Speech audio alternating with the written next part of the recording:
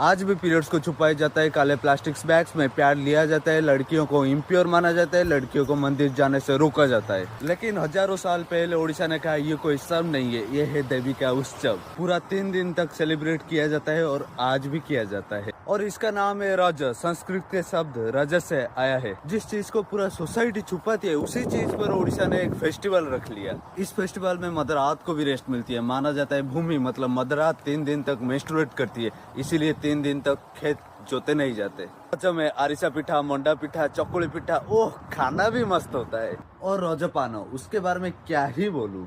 आज भी कुछ लोग बोलते हैं पीरियड्स को नॉर्मलाइज करो, पर पहले से ही वो ओडिशा में है। वो 3 दिन सिर्फ लड़कियों के, लड़कियां नए कपड़े पहनती है, पैर पर अड़ता लगाती है।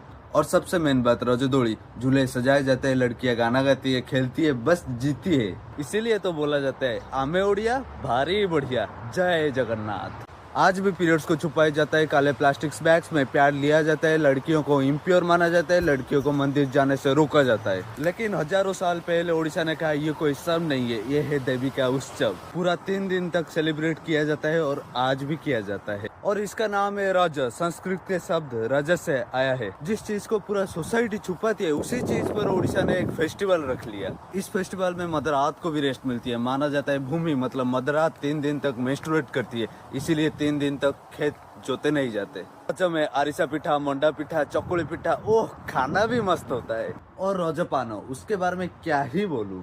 आज भी कुछ लोग बोलते हैं पीरियड्स को नॉर्मलाइज करो, पर पहले से ही वो ओडिशा में है। वो 3 दिन सिर्फ लड़कियों के, लड़कियां नए कपड़े पहनती है, पैर पर अड़ता लगाती है।